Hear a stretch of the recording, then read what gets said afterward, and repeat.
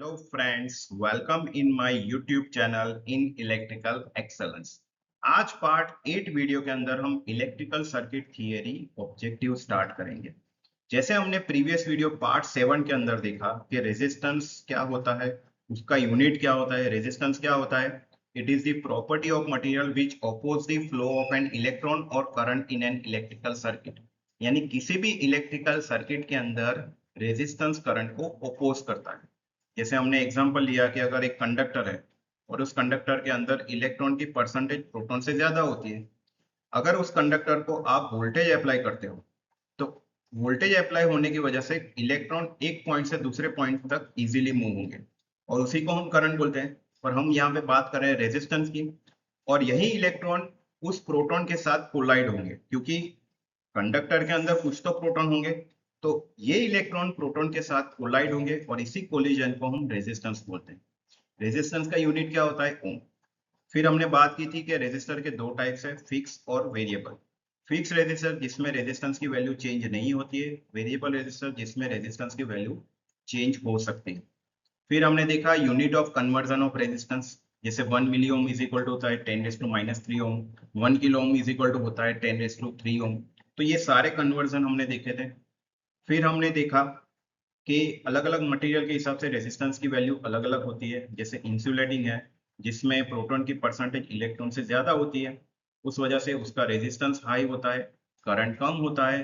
और generally insulating material हम कहाँ यूज करते हैं? जहाँ पे कंडक्टर मटेरियल यूज करते हैं, जहाँ पे कॉपर एल्यूमिनियम यूज करते हैं, उसकी ऊपर के लेयर पे हम इंसुलेटिंग मटेरियल यूज करते हैं।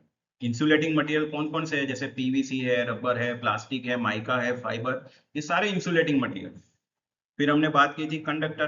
कंडक्टर क्या होता है कि जिस मटेरियल के अंदर इलेक्ट्रॉन की परसेंटेज प्रोटॉन से ज्यादा होती है, उस वजह से करंट मैक्सिमम फ्लो हो सकता है। अगर कोलिजन कम है इलेक्ट्रॉन और प्रोटॉन के बीच तो ही करंट ज्यादा फ्लो होगा, अगर कोलिजन ज्यादा है तो करंट कम फ्लो होगा। और रेजिस्टेंस कम होता है कंडक्टर के अंदर। कंडक्टिंग मटेरियल कौन कौन से है? कॉपर, एल्यूमिनियम, सिल्वर, गोल्ड, ये सारे कंडक्टर मटेरियल। फिर हमने बात की थी सेमीकंडक्टर। सेमीकंडक्टर प्योर मेटल भी नहीं है और प्योर इंसुलेटिंग भी नहीं है। और सेमीकंडक्टिंग मटेरियल कौन कौन से है? Silicon, germanium. ये कहाँ पे यूज होता है? जैसे हमारे इलेक्ट्रॉनिक डिवाइसेस है, जैसे लैपटॉप की पीसीबी है, फोन की पीसीबी है, वहां पे हमारे जितने भी इलेक्ट्रॉनिक्स एलिमेंट यूज होते हैं, ये एलिमेंट्स हमारे सेमीकंडक्टर मटेरियल से बने होते हैं। ठीक है, तो ये सारे कंटेंट्स हमने पार्ट 7 वीडियो के अंदर कवर किए थे। आज के वीडियो के अंदर जो हम कंटेंट्स कवर करने वाले हैं, on which factors resistance depends, that is the most important question in electrical। क्योंकि बहुत जगह पे ये क्वेश्चन पूछते हैं कि रेजिस्टेंस कौन कौन से फैक्टर के ऊपर डिपेंड होता है और किस तरह से रेजिस्टेंस को हम डिसाइड करते हैं। तो resistance depends on 4 factors. First is a length of wire. कोई भी कंडक्टर हो, केबल हो, उसकी लेंथ के ऊपर डिपेंडेंट होता है। फिर क्रॉस सेक्शनल एरिया, किसी भी कंडक्टर और वायर का एरिया क्या है? 1 mm² का वायर है, 1.5 mm² का वायर है, 4 mm² का है, 10 mm² का है। फिर टाइप्स ऑफ मटेरियल, कॉपर है, एल्यूमिनियम है, इंसुलेटिंग है, किस तरह का मटेरियल है। और टेम्परेचर, तो टेम्परेचर कैसा इंक्रीज हो रहा है, डिक्रीज हो रहा है, उस हिसाब से रेजिस्टेंस भी चेंज होगा। तो मैथमेटिकल हम कैसे एक्सप्रेस करेंगे? R is equal to rho L by. तो रेजिस्टेंस ये मेनली 3 फैक्टर के ऊपर डिपेंडेंट है। रो यानी रेजिस्टिविटी, एल यानी length of conductor, and A यानी क्रॉस सेक्शनल एरिया। तो आर क्या होता है? Resistance of conductor in ohm. L is equal to length of conductor in metre और centimetre. A cross sectional area of the conductor in square metre और in square centimetre. और rho क्या होता है? स्पेसिफिक रेजिस्टेंस और resistivity of material in ohm metre और ohm centimetre. ये mainly 3 factor के ऊपर डिपेंडेंट होता है, उस वजह से रेजिस्टेंस की वैल्यू उस पर्टिकुलर मटेरियल की चेंज होती है। फिर हम बात करेंगे फर्स्ट फैक्टर कि रेजिस्टेंस लेंथ के ऊपर कैसे डिपेंडेंट होता है। जैसे मान लो कि जनरेटिंग स्टेशन के अंदर पावर जनरेट होती है और उसी पावर को हम ट्रांसमिशन और डिस्ट्रीब्यूशन की हेल्प से लोड तक पावर को ट्रांसमिट और डिस्ट्रीब्यूट करते हैं। जितनी length of transmission line increase होगी, उतना ही पर्टिकुलर उस ट्रांसमिशन लाइन या डिस्ट्रीब्यूशन लाइन का रेजिस्टेंस इंक्रीज होगा। क्यों? क्योंकि resistance is directly proportional to length. अगर लेंथ इंक्रीज होगी तो रेजिस्टेंस इंक्रीज होगा, लेंथ डिक्रीज होगी तो रेजिस्टेंस डिक्रीज होगा। तो लेंथ क्या बोल रहा है, resistance of a material increases with increase in length और resistance is directly proportional to the length of material. अगर किसी मटेरियल या कंडक्टर या वायर का लेंथ ज्यादा है तो रेजिस्टेंस ज्यादा होगा, कम है तो उसका रेजिस्टेंस कम होगा। For example the length of material is double, the resistance is also double. अगर किसी कंडक्टर का एरिया डबल कर लेते हैं तो रेजिस्टेंस भी डबल हो जाएगा, अगर हाफ कर देते हैं तो रेजिस्टेंस हाफ हो जाएगा। जैसे हमने यहाँ पे एक एग्जाम्पल लिया, दो कंडक्टर लिए, फर्स्ट कंडक्टर का लेंथ L है, दूसरे कंडक्टर का लेंथ ट्वाइस है। दोनों कंडक्टर का मटेरियल सेम है, एरिया भी सेम है, चेंज क्या कर रहे हैं, लेंथ। अभी लेंथ जहां पे हम चेंज कर रहे हैं वहां पे रेजिस्टेंस चेंज होगा, तो resistance is directly proportional to length. तो सेकंड कंडक्टर की लेंथ फर्स्ट कंडक्टर से ज्यादा है, तो इस हिसाब से सेकंड कंडक्टर का रेजिस्टेंस फर्स्ट कंडक्टर से ज्यादा होगा। फिर हम बात करेंगे cross sectional area, second factor. Resistance second factor area के ऊपर डिपेंडेंट है।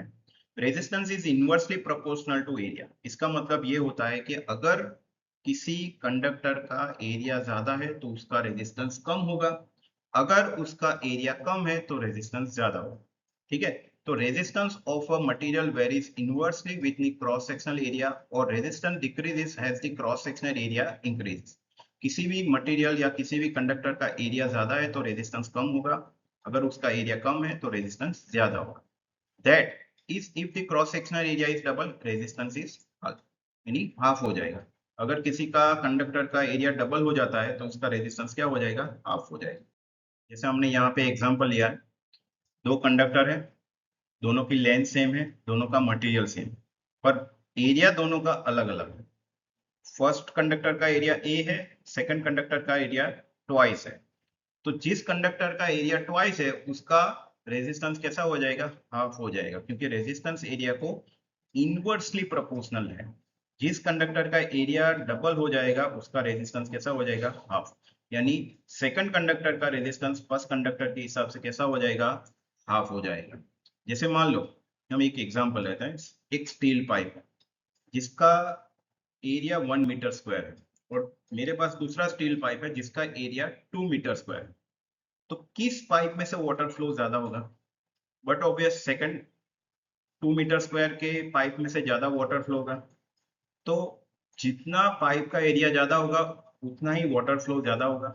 सेम हमारा इलेक्ट्रिसिटी के अंदर जितना कंडक्टर का या वायर का एरिया ज्यादा होगा उतना ही करंट ज्यादा फ्लो होगा, उस वायर या केबल या कंडक्टर का रेजिस्टेंस कम होगा, क्योंकि एरिया वाटर को जैसे करंट को डायरेक्टली प्रोपोर्शनल है वैसे ही एरिया रेजिस्टेंस को इनवर्सली प्रोपोर्शनल है, और current is also inversely proportional to resistance. ठीक है, तो एरिया रेजिस्टेंस को इनवर्सली प्रोपोर्शनल होता है, जहां पे हमें रेजिस्टेंस की वैल्यू कम चाहिए उस हिसाब से एरिया हम कंडक्टर का डबल कर देते हैं या इंक्रीज कर देते हैं। फिर हम बात करेंगे types of material. Resistance third factor के ऊपर डिपेंडेंट है मटेरियल। जैसे कंडक्टर, हमारा मेन जो मटेरियल है वो कंडक्टर है, क्योंकि उसी में से इलेक्ट्रॉन फ्लो होते हैं और उसी को हम करंट बोलते हैं। जनरली हम इलेक्ट्रिसिटी में दो मटेरियल ज्यादातर यूज करते हैं, कॉपर और एल्यूमिनियम। कॉपर जनरली हम घर के वायरिंग में, इंडस्ट्रियल वायरिंग में, या किसी सीलिंग फैन की वाइंडिंग के अंदर, मोटर की वाइंडिंग, जनरेटर ट्रांसफार्मर की वाइंडिंग के अंदर हम ज्यादातर यूज करते हैं, क्योंकि उसकी रेजिस्टिविटी एल्यूमिनियम से कम होती है। लो वोल्टेज सिस्टम में हम जनरली कॉपर को प्रीफर करते हैं और हाई वोल्टेज सिस्टम में हम जनरली एल्यूमिनियम को प्रीफर करते हैं। क्यों क्यों हाई वोल्टेज सिस्टम में एल्यूमिनियम को प्रीफर करते हैं, क्योंकि एल्यूमिनियम की कॉस्ट कॉपर से कम होती है। तो resistance of a material is directly proportional to the resistivity of material. अगर किसी मटेरियल का या किसी भी कंडक्टर का मटेरियल चेंज होगा तो उसकी रेजिस्टिविटी चेंज होगी, रेजिस्टिविटी चेंज होगी तो रेजिस्टेंस भी चेंज होगा। Different material have a different resistivity. For example copper is a 1.72 into 10⁻⁸ ohm metre. ये आपको फिगर याद रखनी है, कहीं कहीं पे रिटर्न एग्जाम में पूछते हैं कि कॉपर की रेजिस्टिविटी क्या होती है। It's a very important question, important, you have highlight this points. और एल्यूमिनियम की कितनी होती है, 2.82 into 10⁻⁸ ओम मीटर। यहाँ पे हम देख सकते हैं कंपैरिजन कि कॉपर की 1.72 इंटू 10⁻⁸ है, जबकि एल्यूमिनियम की रेजिस्टिविटी कॉपर से ज्यादा है 2.82, यानी 1.5 टाइम्स ज्यादा है। उस हिसाब से उसमें रेजिस्टेंस ज्यादा होगा एल्यूमिनियम के अंदर, तो करंट फ्लो कम होगा। जैसे हम यहाँ पे एग्जांपल देख सकते हैं कि हमने दो मटेरियल लिए, एक कॉपर एक एल्यूमिनियम, दोनों का एरिया सेम है, दोनों का लेंथ सेम है, पर मटेरियल हमने यहाँ पे अलग अलग रखा है। तो किस मटेरियल में से करंट ज्यादा फ्लो होगा? बट ऑब्वियस कॉपर के अंदर, क्योंकि कॉपर की रेजिस्टिविटी एल्यूमिनियम से कम है। जितनी रेजिस्टिविटी कम, उतना रेजिस्टेंस कम। रेजिस्टेंस कम मतलब कि करंट ज्यादा, क्योंकि रेजिस्टेंस रेजिस्टिविटी को डायरेक्टली प्रोपोर्शनल। तो कॉपर की रेजिस्टिविटी एल्यूमिनियम के कंपेयर में कम है, तो उसका रेजिस्टेंस कम होगा। इसका मतलब कि रेजिस्टेंस उसका कम है तो करंट भी कॉपर में से ज्यादा फ्लो होगा। इस वजह से लो वोल्टेज सिस्टम में जनरली हम कॉपर को प्रीफर करते हैं। हाई वोल्टेज सिस्टम में हम प्रीफर कर सकते हैं, क्योंकि पर हम इस वजह से उसको यूज नहीं करते कि उसकी कॉस्ट ज्यादा है, और लेंथ ऑफ ट्रांसमिशन लाइन और डिस्ट्रीब्यूशन लाइन की लेंथ ज्यादा होती है, तो हमें ट्रांसमिशन लाइन और डिस्ट्रीब्यूशन लाइन की कॉस्ट ज्यादा हो जाती है। फिर हम बात करेंगे टेम्परेचर।